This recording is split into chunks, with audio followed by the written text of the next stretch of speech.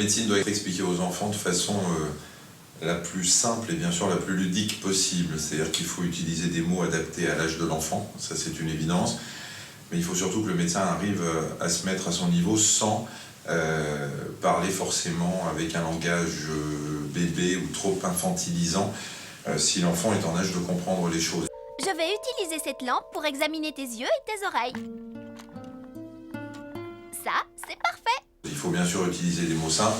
Et le problème des médecins, c'est que on n'a pas fait d'études de vulgarisation, donc on n'est pas forcément formé à vulgariser. Et c'est valable chez l'enfant comme chez l'adulte.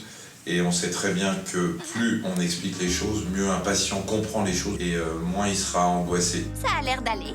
Donc chez l'enfant, il faut lui dire avec des mots, avec des petits dessins, avec des petits schémas, avec des petites peluches. Je vais seulement tester tes réflexes pour m'assurer que tes jambes fonctionnent normalement. Je vais être courageux. Ton genou a fait pouette. Les genoux de tout le monde font pouette sur ma planète. Il faut rassurer en permanence l'enfant. N'aie pas peur, Zéro. Je vais te réparer en un rien de temps. Ali, au travail. Il y a plein de gens comme ça dans les services de pédiatrie qui utilisent les animaux. Par exemple, moi j'utilisais souvent le doudou de l'enfant en lui disant bah tiens je vais te regarder dans l'oreille par exemple. Je vais regarder d'abord dans l'oreille de ton nounours. Puis après tu verras je te ferai pareil à toi et ça passe mais hyper Ce simplement. n'est pas un laser, c'est un otoscope. Je l'utilise pour examiner les yeux et les oreilles. Le rendez-vous chez le médecin est perçu par l'enfant en fonction des rendez-vous précédents. Si vous avez votre premier rendez-vous chez le dentiste et que ça se passe mal, le prochain rendez-vous, ce sera l'angoisse pour vous. Vous aurez peur de souffrir, vous aurez peur d'avoir mal. Si le premier rendez-vous s'est bien passé chez le dentiste, les rendez-vous suivants se passeront bien. C'est pareil pour un enfant. Super, tu as réussi. Si un enfant a un bon contact avec le médecin et qu'on évite à la première consultation de lui faire des piqûres ou des vaccins tout de suite, les rendez-vous suivants se passeront bien parce qu'on pourra faire accepter l'idée de la consultation à l'enfant et une fois qu'il aura accepté l'idée de la consultation, l'idée de l'examen clinique et après l'idée du traitement. Il faut y aller progressivement. Waouh! C'est quoi tous ces instruments?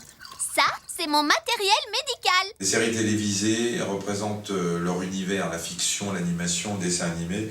C'est l'univers de l'enfant. À partir du moment où il verra dans cet univers qu'il fait rêver des personnages qui vont avoir ou qui vont subir les examens que lui va subir après dans la réalité chez un médecin, il s'identifiera complètement et les choses seront beaucoup plus simples que si il va directement chez le médecin et qu'il se retrouve face à quelque chose d'inconnu pour lui. Donc il faut utiliser cet univers de fiction, il faut utiliser cet univers de rêve de l'enfant pour lui expliquer les choses et lui dire ce que des personnages de fiction pourront lui dire beaucoup plus facilement et simplement qu'un être humain. Ne t'en fais pas. Notre doc est championne pour réparer les jouets. Merci, Kaline. Il faut remettre tous les morceaux en place. Allez, donnons-lui un coup de main. Et un coup de pied. Moi, quand j'étais gamin, j'allais chez une pédiatre qui s'appelait Dr Maître, qui avait un physique assez impressionnant pour un gamin, les cheveux courts, les cheveux poivre et sel et tout.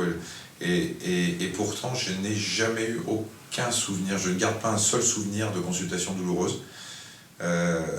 D'abord, elle savait m'expliquer les choses, me parler. Et puis surtout, à la fin, je me souviens très bien qu'elle ouvrait sa boîte de bonbons.